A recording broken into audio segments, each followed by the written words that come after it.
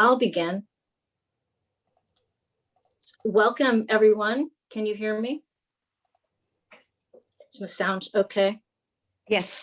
Thank you. Great. Thank you, everyone, for joining us today. My name's Pam Stello. I'm co-chair of the Point Molate Alliance and the Richmond Shoreline Alliance. We have really the honor today of such incredible activists joining us to speak about Point Molate and AstraZeneca.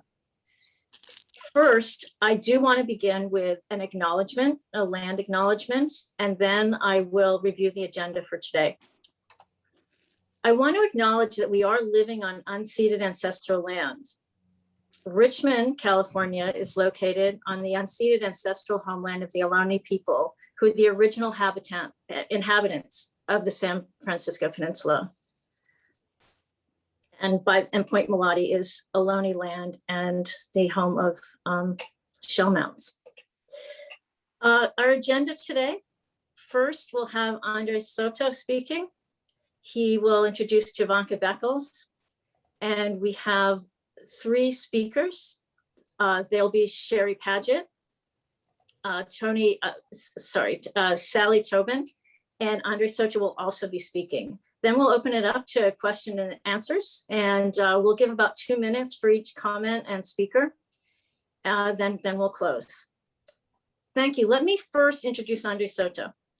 Andres Soto is a Richmond Organizer with Communities for a Better Environment, a statewide environmental justice organization. Andres has spent his life fighting the status quo of American society in several areas of injustice. Living most of his life in Richmond and now in Benicia, he's been a zealous advocate for language minority communities, youth violence prevention and gun control, police accountability, and political enfranchisement. Andres is co-founder of the Richmond Progressive Alliance. Andres, would you like to speak now? Thank you, Thanks. Pam, and thank you everybody for being here. One of the things that I hope you take away from today's event is that the story of Point Molate is a very long story, and we're just the latest chapter. And that story, that history is very rich. And, you know, growing up here in the East Bay, growing up in Richmond, to me, that's one of the most critical factors, is recognizing how the history of a place like Point Molate can really inform us as to the history of the Bay Area, with both the impressive things as well as some of the grave injustices that have gone on for generations. And one of the key issues around Point Molate is Point Molate as an environmental justice issue in a community that is on the front line of both the local, state, national, and international battle for environmental justice. And that's one of the reasons why I'm involved. I used to go there as a young person, and I want it to be a healthy, thriving place, a destination for other people to enjoy the natural beauty and wonders of the Bay Area. And speaking of natural beauties and wonders of the Bay Area, I'd like to introduce my good friend Jovanka Beckles.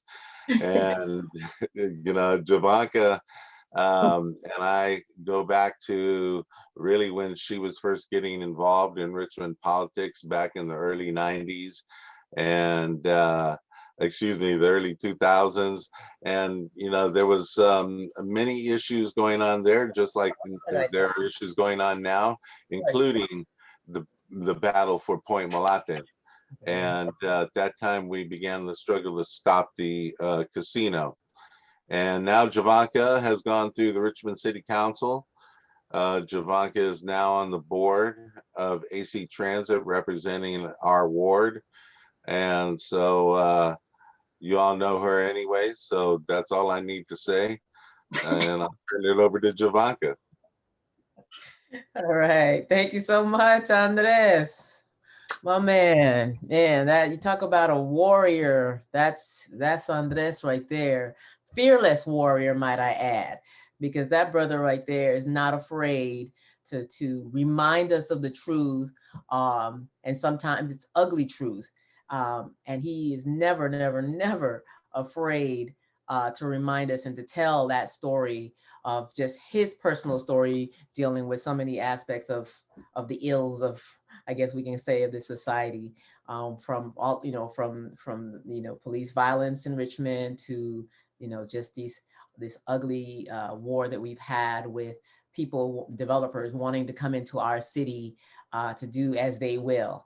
And Andres, along with so many of you that are on this call, I personally have been standing in solidarity with. I commend you, and big fists up to all of you for the amazing work that you're doing to not only make Richmond an equitable, just society, but really the whole world when we're talking about just the planet as a whole, and what we can do locally to fight and ensure that our planet is inhabitable 7 generations down, just as our Native American relatives often remind us that, yeah, it's not just about this generation, but that we should be working for 7 generations down. So I want to just thank you all, and I'm really thanking you all as well for this event. This is really something that I've been working and fighting with for a long time. As Andres said, back in the day, the city of Richmond and the broad community adopted a general plan, right, in 2012. And then they followed that up in 2013 again, and then did it again in 2018, where there was a unanimous city council request to the DTSC that the site be cleaned up, that the site be unrestricted to residential standards by removing the site hazards before planned development. I was on the city council, and I remember in the quote that the city council quite simply does not believe that the quality of soil abandoned by an industrial polluter should dictate land use policy for this council or future city councils. This is a basic environmental justice issue. So this was the city manager letter to DTSC, the DTSC director back in 2013. And now we fast forward a little bit more. So in 2019 and 2020, the community's position was derailed due to a short-lived change in the city council. We all remember that. The city council, who participated in a series of political deals with AstraZeneca's chosen potential developer. So subsequently, DTSC approved a plan to leave the site as is by capping with 60 acres of non-permeable concrete to double as the foundation for 4,000 condominiums, 80 feet high, starting at the San Francisco Bay Marsh. We all know that this is a huge mistake, not just for Richmond, but the planet as a whole, because that land is going to be, with sea level rises, we're going to be facing some major catastrophic events as a result of all of those chemicals leaching into our bay. But I'm going to leave that up to the experts on this topic. So I get the honor of just introducing the panel. The panelists that we can look forward to hearing, and they're experts. You all can sit back, you all relax, you all enjoy this orgasm that we're about to get. So I'm going to give it back to our MC, and thank you all for just this opportunity to educate the masses on what's really going on. Thank you. Thank you, Jovanka and Andres, for being here. And thank you for all the work that you've done. We're deeply grateful. And it's great to see you, Jovanka. It's been a long time. Yes. Yeah. So first, I want to share, before I introduce the speakers, I want to share a historical link that our work has with the California Progressive Alliance. The CPA. The CPA came into being after Gail McLaughlin, another former Richmond City Council member and mayor, she served with Jovanka on the city council. She ran in 2018 for the Lieutenant Governor's office. Her reason for running was to build a statewide organization and an organizing effort to bring activists and activist organizations together, like we're doing today. And that's how the CPA actually came into an existence and continues today to build the progressive movement in California. Gail spearheaded many of the issues that the panel will be discussing today over the course of many years while she was mayor and a council member, and she's currently working on today, as are other council members whose work for which we are very grateful. I also want to acknowledge the many volunteers who've worked so hard on these campaigns. Thousands of volunteer hours, all-nighters, stress, the crushing feel of defeat, yet getting up again to keep fighting, the research, the innovative thinking, the planning, and the time away from family and friends that often isn't understood that these volunteers have done. And it's an astonishing level of commitment and talent and determination. We have 3 of these volunteers here today presenting: Sherry Padgett, Sally Tobin, and Andres Soto. Sherry will be presenting first about AstraZeneca. Sherry founded the Richmond Southeast Shoreline Community Advisory Group. That was in 2005 with the late community activist Ethel Dotson. They did this in response to Cal EPA Water Board's oversight failure of the botched AstraZeneca site cleanup. With unwavering volunteer focus, she's a go-to community representative and expert for broad community outreach and education about Richmond South Shoreline's 150 years of hazardous material legacy. Sherry's an executive with 50 years of experience and a local business owner. Sherry? I'm here. Do we have slides, Louis?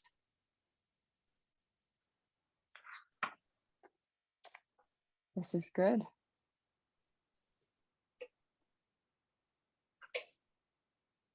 The slides are up. Are they? There we go. Thank you, Louis.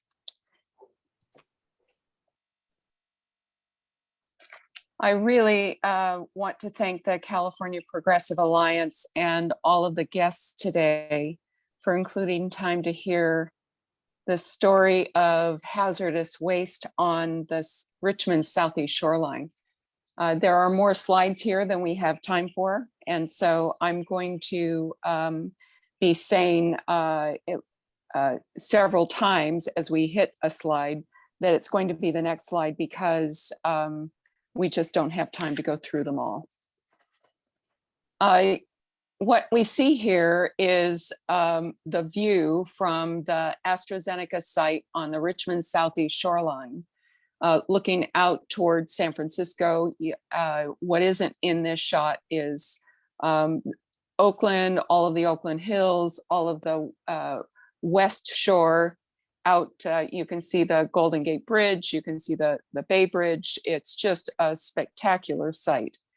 And the plan here is to build 80-foot high condominium buildings from the shoreline right at the Bay Trail, where that red line is, just north of it, where the old water line is, all the way to pretty much the freeway. Solid 4,000 units. The layout here, I think it's pretty important for us to see the layout. To the right in the photo, you see Marina Bay. That's a that's a development that was on the old Kaiser Shipyard site. And the blue line that is about just below half center is the old water line of the San Francisco Bay in the early 1900s. Everything beyond that blue line is pretty much fill. The UC Richmond Field Station is an extension of UC Berkeley. There are a lot of facilities out there. So now we're going to start on what's really going on out here. As of January 2021, a developer is proposing 4,000 condominiums be built on top of a complex leaking off-gassing 550,000 cubic yard hazardous waste dump in a high-risk earthquake zone on a floodplain, subject to sea level rise with rising tidal pressures negatively impacting the buried hazards. On deep fill, shallow fill that has not been compacted to multi-story construction standards, on deep and shallow fill that has small and expansive areas of acidic material with pH as low as 2.5, where innumerous pilings will be pounded into the earth down 50 feet or more, although there is no bedrock or other to anchor, where part of the site is on less stable young bay mud, where 24/7 noise and nighttime lights of up to 10,000 humans in a dense area negatively affect hundreds of thousands of migrating birds through the shoreline marsh, where solid walls of block-shaped buildings up to 80 feet high will fill the 60-acre development footprint right up to the marsh edge, where no child can touch the dirt within a half mile because it is laden with arsenic. Next slide. Lewis, next slide.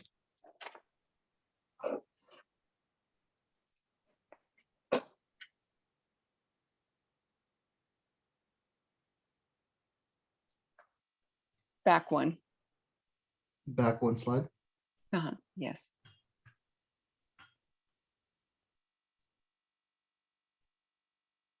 This is the second one. Yeah, yes, that's the second slide. I see the site through the windows of my home on the west side of the site and from my business on the east side.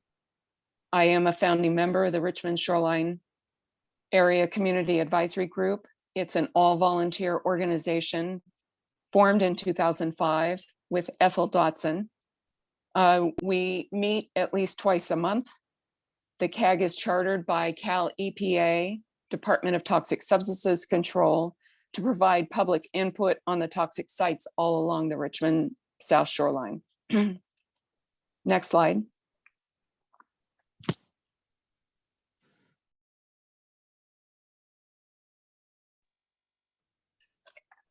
The Zeneca hazardous waste dump can be seen under the large 35-acre white cap in the center of this picture.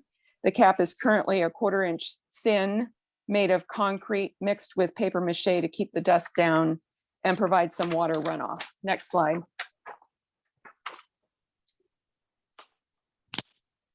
Lewis, thank you, that's good. 1939 Stauffer Chemical Plant and California Cap Munitions Plant, which became UC Richmond Field Station in the 1950. They share a 3,000 foot long north-south property line from Mead Street down to the Bay Trail. UC's property extends into the marsh and out to the breakwater in the south. After 60 years of extensive dumping and shoreline fill had already occurred, after 60 years, Stauffer Chemical Plant was operating, the dumping and shoreline had already filled in, and you can see it here. You can see it in this photo, how much was creeping out into the bay. Next slide.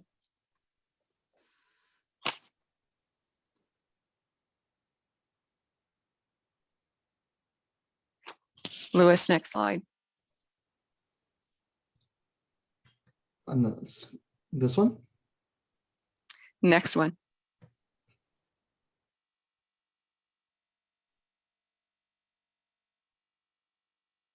This is the California Cap Munitions Plant on the UC Richmond Field Station. And the reason go back one.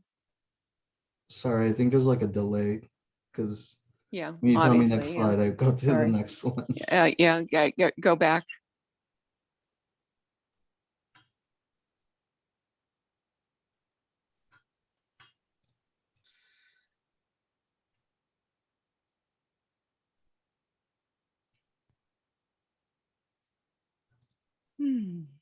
Okay, thank you. This is a seawall. And earlier you saw the blue line on the aerial. And that blue line is right here where the seawall is. Everything that extends south of that blue line, we'll see it again later in another slide, is fill of hazardous material from the chemical plant. Next slide. Slide 6. This is an aerial photo of the plant in the 1960s. It's in full operation. And we'll talk in a minute about everything that was manufactured out there. Down at the south, at the upper left corner of this photo, you can see the chemical ponds, and the buildings that they're proposing will be right on top of those old chemical ponds that were all unlined. And they didn't dig it all out. They just dug down to a certain depth and left it all behind. Next slide. The Stauffer plant was an 86-acre property. They sold to ICI Americas, which became Zeneca, which changed its name to AstraZeneca.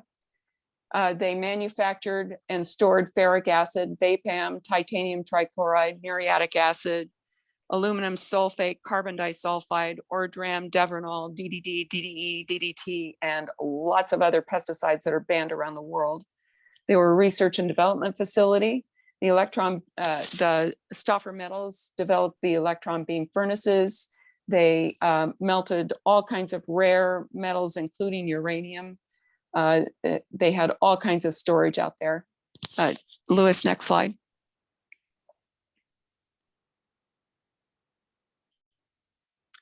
The site has hazardous waste levels in numerous compounds. These are just a few.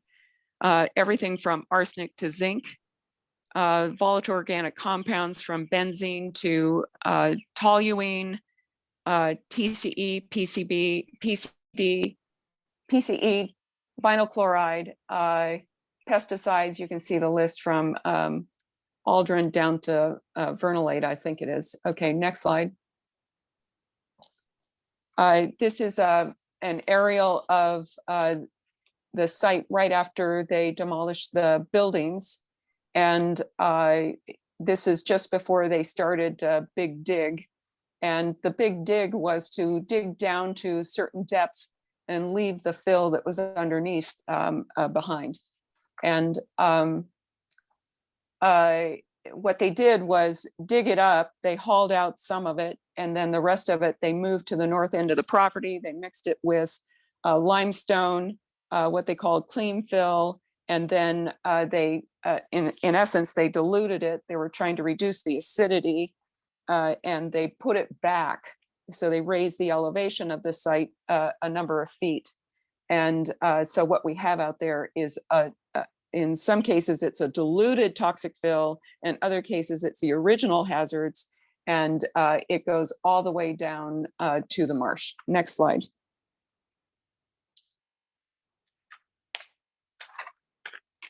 This is an aerial photo after they started digging. You can see the orange pond in the bottom left corner. And that pond they dug down to a certain depth, and then the rest of that's just left behind. There will be homes on top of that. Next slide. Oh, and this is one of the orange pond. This is another one. This is an orange pond that I used to walk out and look at before they put up fences. And one of the things that we, the community, got done was keeping the children out of these ponds. Next slide.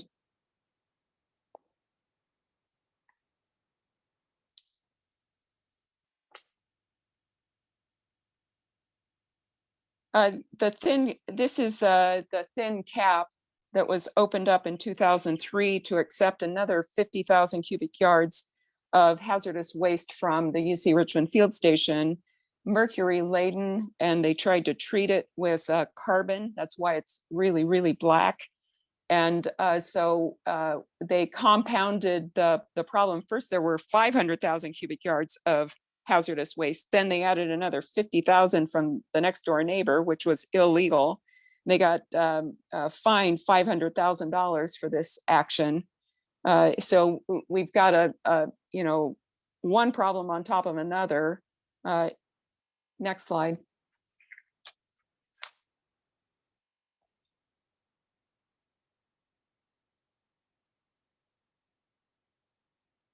And here we see that cap opened yet again in 2004 when they continued the operation before the whole thing was stopped. So next slide. This is a concept drawing of the hazards that were on the site. You can see the kind of colored, it's kind of purplish. Those are the cinders and other hazards that are buried, and you can see they're below the water line, and water line meaning groundwater horizon. And they didn't dig it all out. And you can see the marsh to the right. Next slide. And here they tried to depict what it looks like after they buried it and put in a biologically active permeable barrier to try to change the acidity of the water and the flow as it moves out to the marsh. Next slide. This is a depiction of where they thought they had hazards, and you can see these giant machines as they diluted it and then spread it back out. Next slide.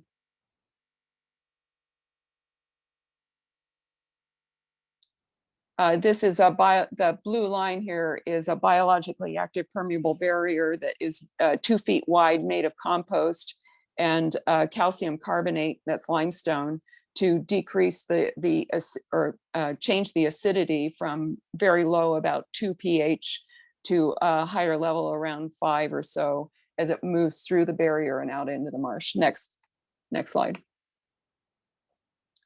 This is a real life picture of digging out there, and you wonder what all that water is. Well, that's the tide, meaning that's not the tide itself. That is the groundwater impacted by high and low tides. So as the tide goes out, that water goes down. As the tide comes in, the water comes up, and that's under the site. Yeah. So you know, it's not as though this is inland. This is right on the shore.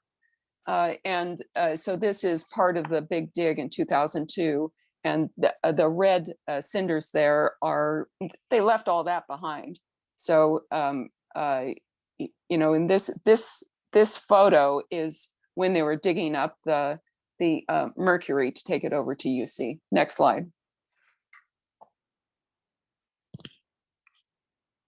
Oh, and here we have, they actually, to get out and measure depth of some of these holes, there's a photo that I didn't include of a guy in the middle of this in a canoe, just moving around in the water, and it would go up and down with the tide. So in the background, you can see the hole open over on the Zeneca site. This picture is from UC. So there's the big cap in the background. Next slide. Next slide. This is a concept drawing of the prior potential developer with 18-story high rises. They wanted fans on the first floor to suck the VOCs out so that you know, the people wouldn't get impacted by the known VOCs that are going to come up from underneath. Next slide.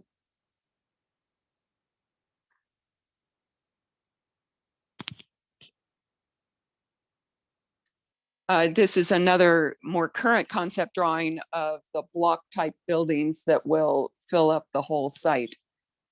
Next slide.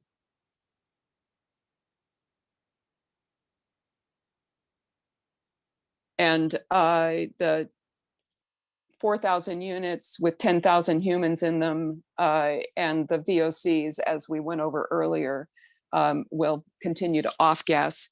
And the idea is that they covered the entire site with a concrete cap, a non-permeable concrete cap that won't let vapors in, supposedly, to the buildings above. their plan is to treat the VOCs and try to reduce them to a level that is not cancer causing to humans. Next slide.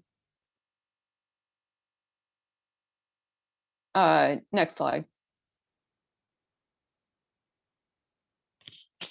This is an overview of some of the VOCs. Everything inside that brown line is VOCs are higher than a cancer rate of 1 in a million. In other words, the whole site pretty much is a VOC hotspot. Next slide. These are the planned roads that they want to build. And in order to build all those roads, they need to dig down in the 550,000 cubic yards of hazardous waste. Next slide. The regulatory agency that's responsible for this site and oversight is California Environmental Protection Agency, Department of Toxic Substances Control. And they've made agreements with the city of Richmond to allow moving forward with this development. And it's so we have a number of government agencies that are really not looking out for human health and the environment. Next slide. DTSC's residential cleanup standard has a range from the highest cleanup level. It is to dig it all out and to have no restrictions on the property. That is residential standard for schools, hospitals, daycare, and what they've allowed on this site is the other end of the spectrum, which is to cover it with a concrete cap so that humans will not come in contact with anything that is underneath. Next slide. And as we have asked DTSC and we've done our own investigations, we know of no DTSC approved project with dense multi-residential housing where it's in a high earthquake zone. Sea level rise is obviously coming in here. It's already coming in, where they have to put in 50-foot deep pilings in highly acidic material. And this material is randomly diluted and compacted, and it has hundreds and hundreds of hazardous materials. Next slide.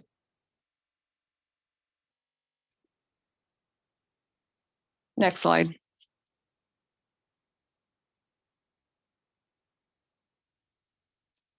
The volatile organic compounds that are on the site are leaving the site. This is the commercial neighborhood right next to the site, and these are the VOC plumes that are extending off the site with no plan to clean them up. Next slide. This is the clapper rail, which is now the California Ridgeway rail, endangered species. It lives in the marsh, and we see it when we're out on the shoreline talking to the public. We have a favorite one that is right in Meeker Slough. Next slide. The view from the site is what we call the billion-dollar view. 4,000 condominiums times a minimum of 400,000 each. The math on that is 1.6 billion for the sales price as they open the front door, and it will be built on an off-gassing, leaking hazardous waste dump. Next slide. The regulatory agency responsible, if you want to contact them, is the Cal EPA, Department of Toxic Substances Control. The project manager is Ian Oots, and you can look for more information on envirostore.dtsc.ca.gov/public/072800002. That's the site ID. It is known as the Zeneca Prior Stoffer Chemical Campus Bay site. Next slide. That's the final slide. Okay, that's good. Thank you very, very much, Louis, for the assistance. And I want to close by saying I appreciate everyone's attention. And the only thing I ask when I tell this story, or 1,000 variations of the same, is that you tell at least one or two other people about it. Just share the information, and maybe in the end, the story will have a little different history. Thank you. Thank you, Sherry.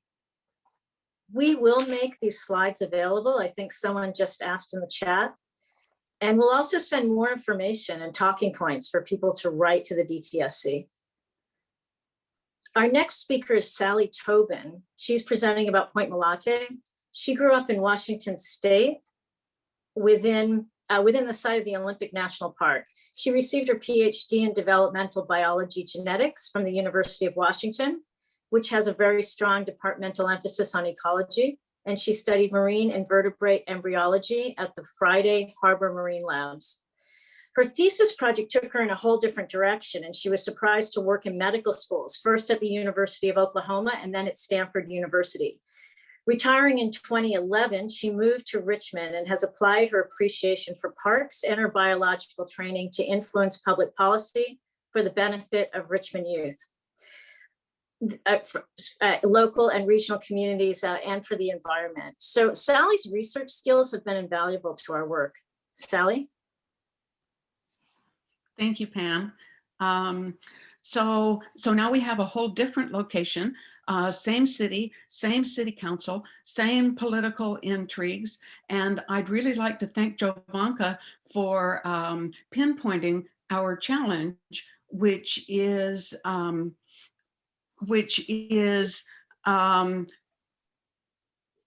dealing with developers and trying to maintain quality of life in the city.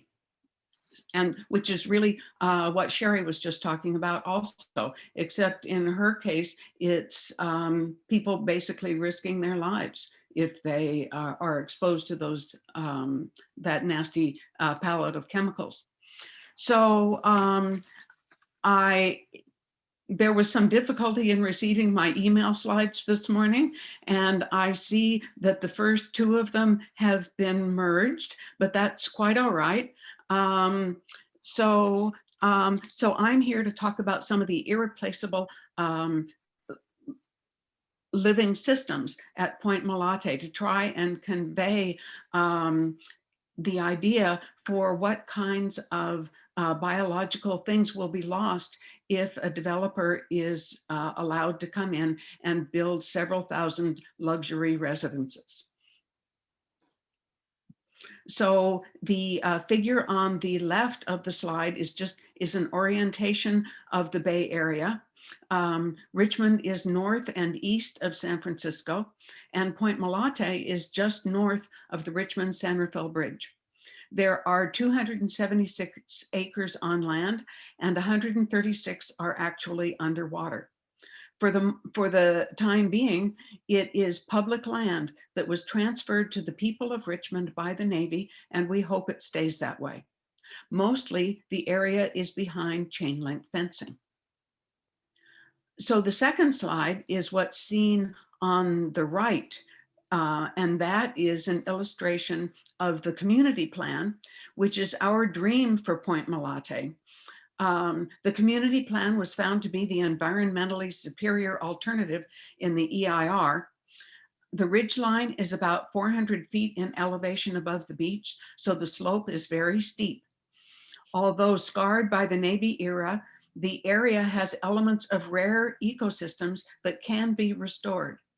Natural drainage still comes down the slope to the bay, just as it has for thousands of years, except for some historical rerouting. And please notice the kind of purple freckles out in the water. Those are eelgrass beds, and that will be an important part of what I'm going to talk about. The draft plan that you can see is based on community input. There are There are soccer fields, hiking trails, opportunities for water recreation. There is an existing beach park south of the pier that would be enhanced under the community plan. There is also a historic district and space for arts and culture and education. Ohlone burial sites would be protected and a historic Chinese shrimp camp would be featured. Next slide, please.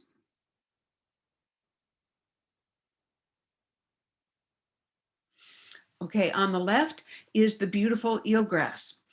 Eelgrass meadows provide nurseries to juvenile fish and crab, so eelgrass is key to a healthy fishing industry.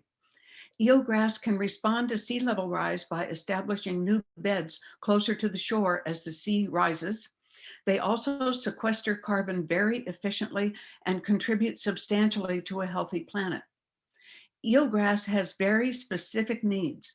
They are flowering plants, so they need light, and silt in the water cuts off the light. Their roots need some sand and a bit of organic matter. However, they can be very difficult to transplant into new locations successfully for reasons that are not yet understood. A few years ago, Richardson Bay lost most of its eelgrass beds simply due to mechanical damage from boats that were anchored into the bay and dragged their chains across the eelgrass as the tides changed. And as you will see, plans by the developer put the Point Molate eelgrass at risk. On the right is a diagram that shows the extent of the massive development. You may be aware that there is an international movement toward daylighting streams and seasonal drainage. This means removing streams from culverts and permitting plants and animals to colonize the stream beds again. Though we requested restoration of the natural drainage, the developer intends it to increase culverts and to decrease the number of outfalls into the bay. Grading and culverts mean more silt. South of the pier, there would be a decrease from 9 outfalls to only 4.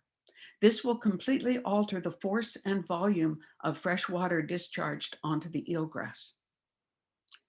Next slide, please. Okay, on the left, you have the projected condos.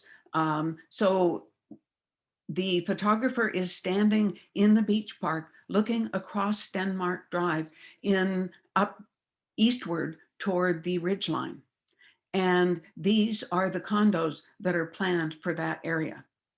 On the right side, you see the area as it exists today.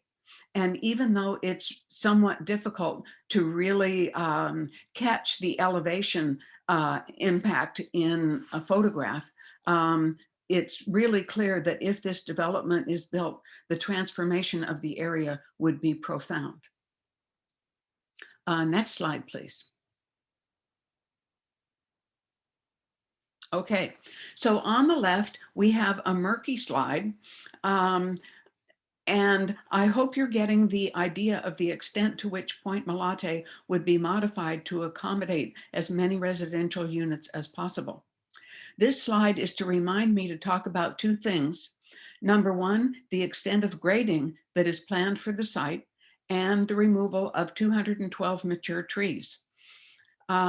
There are tiny red X's on this site that indicate each of the individual trees that will be cut down and removed. And the lighter area is the area that is going to be graded to make room for all the homes. So everything but the steep slopes will be occupied by residential units. So grading of the area causes silt, and silt will be washed into the bay and is lethal to the eelgrass. Though 70% of the site is required to remain open space, the developer, with approval from the city, plans to grade more than half the site and then replant with token trees and bushes. Even community gardens for residents are being categorized as open space. But graded landscaped hillsides are a far cry from resilient native plant communities that are tolerant of drought, fire, and grazing. And so that brings us to another rare community. And you'll see on the right side of the screen, a slide of people looking up in awe at redwoods. So you are right, Point Molate does not have redwoods. What I'm doing is showing how impressive complex ecosystems can be. And so the famous redwoods are towering above appreciative visitors. But there are also quiet ecosystems that exist on a smaller scale. Next slide, please.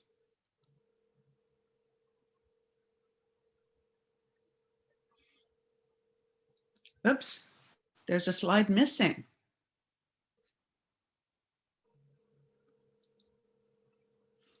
Well, let's see if that if that slide can be found, because it's a photo of a meadow with some flowering plants. And it's an example of an equally impressive ecosystem in terms of its age, its complexity, and its ability to adapt. This is the coastal terrace prairie, which is estimated to have developed 600,000 years ago. Ah, there it is. Thank you very much, Luis. Yes, it's on the upper right now. Coastal terrace prairie grassland is found at Point Molate, but is becoming increasingly rare in California because of agriculture and coastal developments. This ecosystem draws from a menu of maybe 250 plants with their associated animals and microbes. The components jockey with each other depending on the location and the conditions in a given year. So different plants can bloom each year. And this means that long-term studies are required even to find these unique communities. The roots of these grasslands can extend 6 feet or more below the surface, and the growing points for the new grasses are a few inches below the soil level. This makes this community extremely resilient. It's resistant to drought because of the 6-foot roots. It's resistant to fire because of the roots and because the growing points are below the soil level. And it's resistant to grazing because it's difficult for animals to destroy the growing points. Native Americans used fire to keep these areas healthy. Unfortunately, the coastal terrace prairie is totally destroyed by grading or plowing. So only a few shreds would remain if the development is built. So I've only touched on a few issues. There are many other plants and animals that are part of the fabric of Point Molate, but I hope you have a feel for the unique attributes of Point Molate. It really is a very special place. It would be a shame to destroy these biological features for a luxury suburb when Richmond desperately needs affordable housing downtown. So I'd like to leave you with a question. How can young Californians learn to respect the earth if there isn't anything left? And so I'm going to kind of talk just for a moment about, so what have we been doing to try and protect Point Molate? The dedicated group of volunteers has been going to city council meeting after city council meeting, both before and after COVID. We go to planning meetings, we go to historical preservation committee meetings, we go to the design review board. We put together a voter initiative, which unfortunately started to gather signatures just as COVID closed everything down. We've worked on political campaigns. We put on a public forum for the residents of Richmond. There are a number of volunteer organizations that have been working on Point Molate, the Point Molate Alliance, the Citizens for East Shore Parks, and now a sort of multi-component organization called the Richmond Shoreline Alliance. There are now lawsuits courtesy of our fabulous legal team of Robert Chasey, Stuart Kaufman, and Norman LaForce. And basically, we're doing everything we can. Grant proposals are being submitted, and we'd love for more people to get involved. And so the last slide shows the next event to arise, and that is the Bay Coastal Development Commission meeting, which is scheduled for June 17th of 2021. And that notice just came out yesterday. So that will be the next organizing goal. A variance in the conditions of the BCDC shoreline is being requested, and we're going to be working on that issue. So thank you all very much.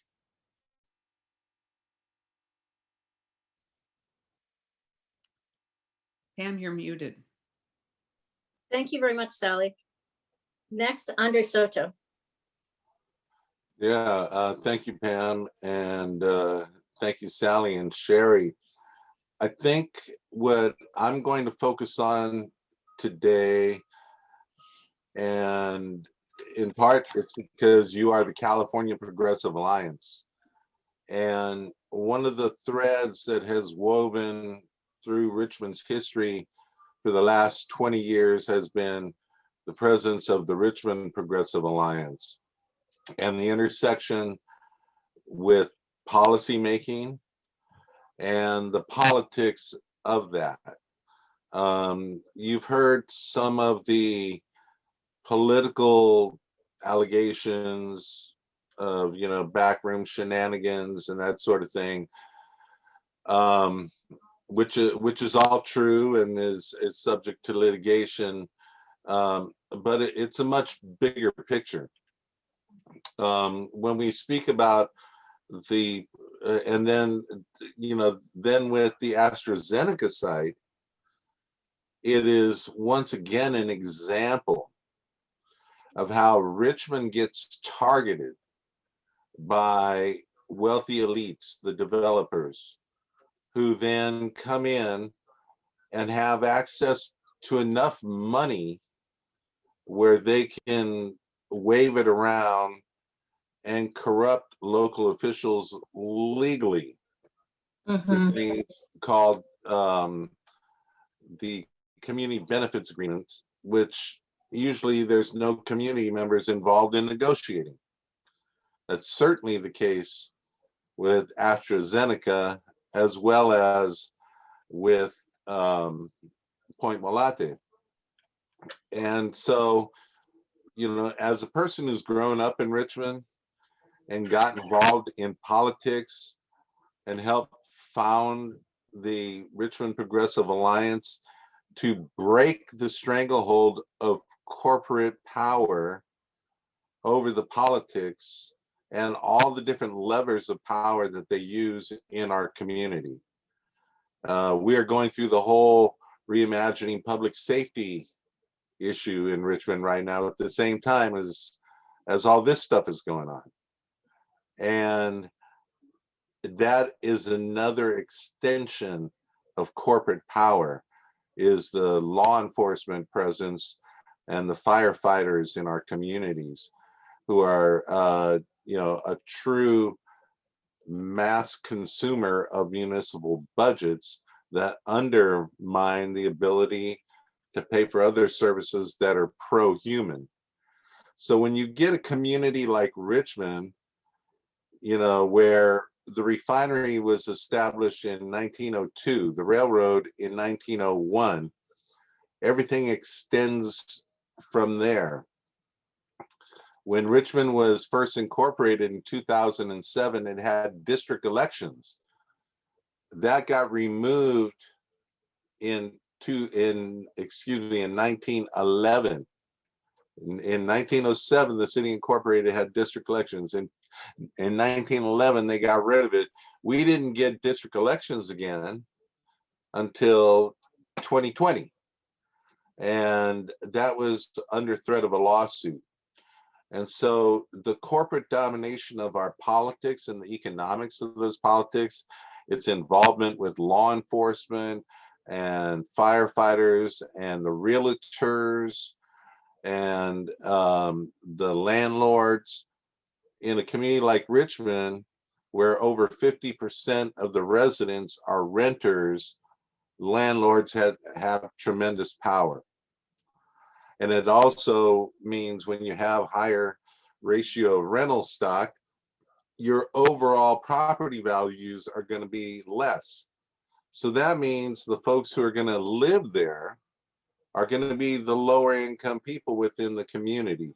And that here in the Bay Area community, that has been going on since the early 20th century. Because up until really the 1970s, 1980s, Richmond was overwhelmingly a Euro-American working class community. African Americans were a minority, Mexicans were a minority.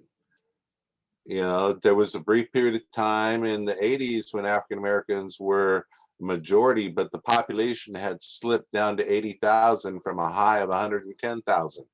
We're now back up to 110,000, and the city is plurality Latino. And if you throw in San Pablo and North Richmond, it's a majority Latino, heavily immigrant. I grew up in the Chicano generation. People came from New Mexico and Texas and Colorado and northern Mexico.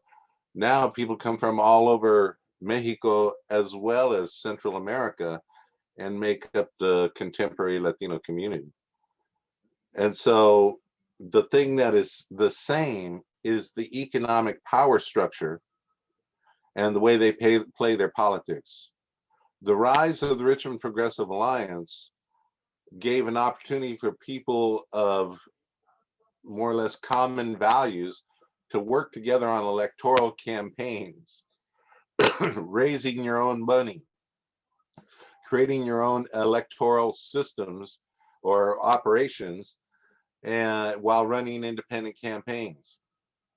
And most of the people, I would say almost every candidate who has ever run under the Richmond Progressive Alliance banner is not a person who comes from the traditional political development process of going to school, you know, majoring in political science, maybe getting an advanced degree in it, or going to law school and then getting involved in working on campaigns and getting staff positions with legislators. That whole process, nobody goes through that. They come up from working on issues in the community. Now, it's been a bumpy road sometimes, and Point Molate is a classic example, as well as the issue of AstraZeneca. With Point Molate, one of the things that got us in trouble was the response to a lawsuit where two RPA members, Ada Recinos and Ben Choi, voted with Mayor Butt. It outraged RPA. It created some very hard feelings within the RPA because Ada Recinos had never been really vetted, and Ben Choi, you know, just turned out to be a backstabber. And so that created, you know, a lot of, you know, division. And fortunately, the organization is stronger than individuals and has come together and helped get people elected, and in fact swept the last election, the first one, with district elections. And that is why today we're feeling like, you know, wait a minute, with this progressive majority, now we're on the inside. Maybe we can change the legal strategies. We're certainly going to continue with the political pressure. And you've heard where, you know, people have to be in all these different public agency meetings. That is the political bureaucratic process that has been set up in our society to handle these issues. And either you're there or your voice is unheard. Because we've seen, especially agencies like the DTSC, they're going to blow in the wind wherever the money's at. They do not give a shit about us. And so while we have to go to their meetings and we have to give them public comment and we have to tell them how bad they are, you know, they really don't care. And if they continue to do the wrong thing, what do? The last thing we have as an option is litigation. And so they have their own lawyers, they're public agencies. They hire contract lawyers to handle this kind of stuff. And so that's where it boils down to. So it's important for public education and building public support that we speak the truth about the facts. And you've seen the facts, you know, Sherry and Sally just laid it out there about as clear as you can get. And so that means we're in the morally correct position. But that does not mean a whole lot when it comes to public agencies, particularly if it's bureaucratic decision makers as opposed to public agency board directors or city council members, where there's some kind of direct political accountability. So I think, you know, the lesson that I would want to impart to everybody around the state around this is, you know, you have to work with people who are going to be getting down into the details, but you also have to work to get the broader community to know and support this. But in the end, it's having your people in the public office who can put the pressure or who can make the decisions the right way in favor of the people. And that sometimes, you know, we put people in there and they turn out not to be what we thought they were. Like I said, with Ada Recinos, she was not properly vetted. But with Ben Choi, you know, I served with him on the Richmond Planning Commission, and he always voted the right way. So I had no qualms about him. But I saw him on 3 major developments, including the AstraZeneca, vote completely the wrong way. By then, you know, he was persona non grata. And there has to be a real reckoning when you're playing in politics. It's hardball politics. What is the accountability that you're going to hold people in elected and appointed office? You know, what do you let them get away with before you have to say, no, you got to go? And that's not always an easy decision. But, and it's not always going to be a unanimous decision. But everybody has to figure out what their level of accountability is. And because we've been sold out in communities like Richmond, we've been sold out for generations. And so I'm really pleased what I've seen around the reimagining public safety issue. A lot of young people who are getting involved. This is really their first major policy budget oriented kind of battle that they're engaging in. They're learning a lot of stuff, and that's a wonderful thing to see.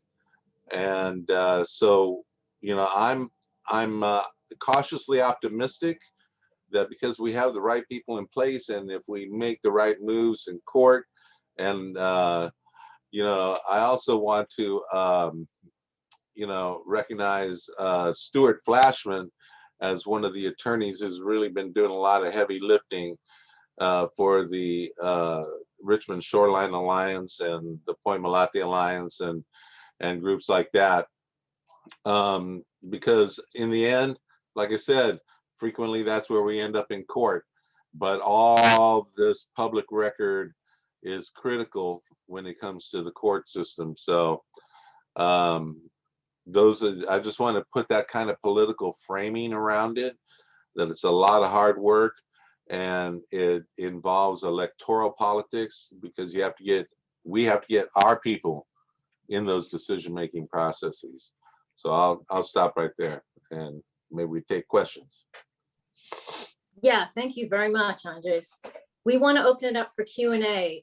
I'm going to have folks raise their electronic hands. Given the number of people we have, I won't be able to call on you in the order you raise your hand. I'll do my best. We're going to try to keep these comments to about 2 minutes, comments or questions. And if we can't answer all the questions, we will be available by email. We will send out information to all the participants here where you can contact us to send emails. You can check out our websites as well and contact us through our websites. And we'll be sending more information about the calls to action that our speakers presented today as well. Let me see any hands now for questions for our presenters. Pam, you may want to start with some of the questions that have been put up in the chat. Do you have access to your chat? I don't have access to the chat. If you want to read from the chat, and then I'll let you know any hands that show up in the participants. Okay, let's see. Wow,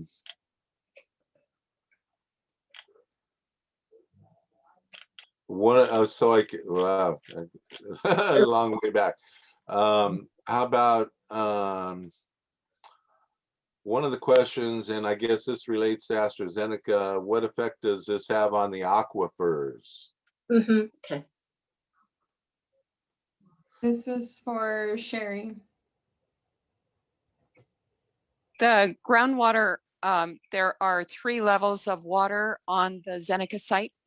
There's the upper groundwater horizon, the lower groundwater horizon, and deep water, drinking water that is down about 150 feet. The upper groundwater horizon varies in depth from ground surface of about 6 feet at the north end to 2 feet at the south end where it goes into the bay waters. The lower groundwater horizon is about 12 feet at the upper northern end and about 15 feet at the lower, or not 15 feet, 9 feet at the south end. The upper and lower groundwater horizons are heavily impacted with these hazards. The chemicals are in those groundwaters, the upper and lower groundwater horizons, as they move from the northern end of the property to the southern end of the property and into the San Francisco Bay. And we have evidence as an example of arsenic being mobilized through its chemical changes and moving into the bay, as are many of the other compounds. So yes, the upper and lower groundwater horizons are deeply impacted. We don't have evidence of any of the deep water wells that are in the neighborhood of having these hazards in them, except off-site at the Allied propane well. We do have evidence of radioactive material, including uranium and a few others. Wow. Here's another basic question. Wasn't AstraZeneca supposed to clean this site before they left, and who currently owns this property? The property is, originally the property was Stauffer Chemical, which was purchased by ICI Americas, changed its name to Zeneca. Zeneca joined Astra and became AstraZeneca. And in that process, when Stauffer sold the plants across the United States and around the world, they also sold their patents. One of the named responsible parties is Bayer Crop Science, because Roland Polnick, which became Bayer and some other things, bought a few of the patents that were developed at this site. But the majority of the patents and the assets and the benefit of the site after 120 years remains with AstraZeneca. AstraZeneca has a subsidiary by the name of Zeneca Inc., which is headquartered in the United States. Zeneca Inc. sold the property in 2002 or 2003 to a company by the name of Cherokee Simeon Ventures One LLC. Cherokee and Simeon were 2 of the companies that were partners in that LLC. Zeneca was the 3rd partner. The other 2 went bankrupt. Zeneca still owns it. So the current owner, I know all of that's complicated, but it's kind of important. The current owner of the property is Cherokee Simeon Ventures One LLC. There's only one partner in that limited liability corporation, and that is Zeneca Inc. Zeneca Inc. is also the responsible party. So in this case, the owner is Campus Bay LLC, And Zeneca Inc. is trying to sell the property. Campus Cherokee Simeon Ventures is trying to sell it to a new property owner, a new LLC, HRP Campus Bay Property LLC. And that sale is dependent on a prospective purchaser agreement being signed by DTSC, which gives them full indemnity on anything that would happen at the site relating to cleanup. And that discussion is ongoing, and the public, there's just an immense outcry over this. How could the state of California even consider indemnity on a site where we have one of the world's largest corporations on the hook as a responsible party with 67 billion in assets to not be responsible and fully liable for the cleanup? So I know that was a long-winded answer. No, thank you, Sherry. I want to acknowledge Diane Marie has a question. Right. My name is Diane Marie. I live Point Richmond. Okay, my question was, the first question was about AstraZeneca and why are they not immediately liable? You can't transfer property in California without doing an environmental cleanup. Isn't that correct? Yes, that's supposed to be correct. And that's one of our arguments that we've had all along, which is there are two current and active orders that Cal EPA Department of Toxic Substances Control has issued. One is dated 2005, the other is 2006. They have a lot of teeth in them. They're pretty robust cleanup orders to Zeneca. And our argument is enforce the order. Enforce, get your act together, get your guns out, be the enforcer, and enforce the cleanup order. The site has been characterized. It has been investigated for more than 20 years.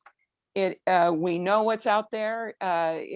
We know all of it almost intimately. And so why DTSC is not enforcing a cleanup with a responsible party instead of this transfer as though it's an abandoned site and a little brownfield dry cleaning site in the middle of a city that they want to develop, maybe for some condominiums. The Cal EPA is treating this right now as though it needs to have some kind of indemnification for whoever comes in to do the remediation and then develop the property. And what we're saying is no indemnification here. The responsible party is still benefiting from all the patents that were developed out there and all the compounds that were dumped out there. They accumulated all of the wealth. Hold them responsible to clean it up to the highest standard that you, DTSC, have already said needs to be done. I have one more question. Sorry. What is the level of pollution at Point Molate? That's for Pam. Yeah, most of the cleanup has been completed at Point Molate. There will be some ongoing oversight, some of it in perpetuity, but the majority of the cleanup is complete. Thank you. And there was a trust fund set up as part of the transfer of property from the Navy to the city of Richmond, roughly $25 million, as I believe, in order to help pay for that cleanup. Right, the cleanup was paid by that money. Andres, do you have other questions from chat? I don't have any I have two hands raised. How about we'll take a question. Debbie, would you like to ask your question? And then Andres, I'll go back to you for some questions from the chat. Debbie Bear? Thank you. I just, there's so many things to say about these But a couple things I'd like you to just mention about Point Molate is the problem of evacuation and fire hazard. And I guess that would be enough. I just think that should be mentioned. Right. It's another Paradise, California. It's an important point to mention. Thank you, Debbie. Yeah, it's already been identified that this is a high fire zone. It's on the backside of the Chevron refinery. Because it is a hillside, you can see how the flames would just go up and spread. And so the fact that they would, and there's the road that comes into it from Highway 580 is essentially a 2-lane road. And even though there has been some widening and there's plans to continue widen it, in the end, it's still a bottleneck for trying to get out. And so, you know, but if you're putting a whole new, possibly, you know, 2,000 to 3,000 people out there, you can instantly see how that becomes a serious hazard. But they bought off the fire department and police department by offering them a new facility out there. Right. There's also the challenge of getting to a hospital from Point Molate, because that one road that can't be widened also exits to a backed up freeway 580. And if I can weigh in here, there's also the issue of all the extra pollution that will be created by people who are trying to commute to and from Point Molate as they sit in traffic with their engines idling. Yeah. Let me go to some of these questions. Well, here's a very broad question once again. Have UC Berkeley scientists studied this? And I think we're talking both AstraZeneca as well as potentially UC Berkeley. But Sherry, is that something you want to handle? Yes. There were a group of PhD students who studied fish and vegetation in Steege Marsh, both on the UC property as well as the Zeneca property and south of the Zeneca property for 6 years. And it was funded amazingly by US EPA in a grant that was given to UC Bodega Bay and UC Davis. And they set up camp over at the UC Richmond Field Station. And they studied the mudsucker fish, which is hatched, and the eggs are laid and it's hatched and it lives its whole life in an area about 6 feet in diameter. So it's an excellent fish to study because it doesn't migrate in and out of the marsh. What they found with the mudsucker was that 30% of them in Steege Marsh, compared to other marshes that they were studying in similar environments, 30% of the mudsuckers in Steege Marsh were growing both testes and ovaries because of their endocrine disruption due to exposure to the hazards. And they found similar impacts, not testes and ovaries, but they found similar impacts to invertebrates. They studied worms, and they also studied the cordgrass out there, and it was taking up through the root system mercury and other metals that were coming out in the tissue, the salts of the in the leaves that were being eaten by the migrating wildlife.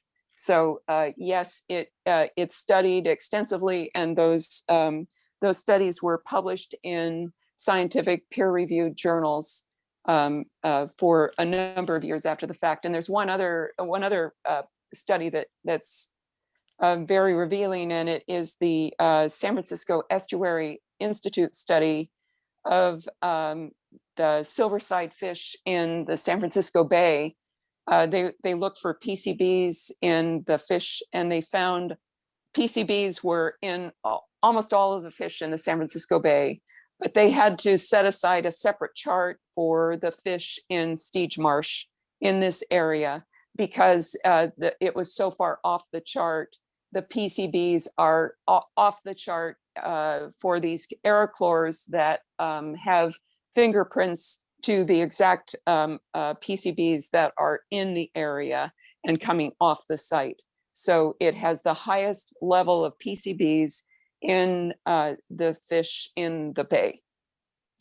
Wow. So Pam, real quick, this is more technical. There was a comment that this is being recorded and downloaded to YouTube. Is there a YouTube channel that this will be on, or is it just look for California Progressive Alliance? I'll defer to Kate.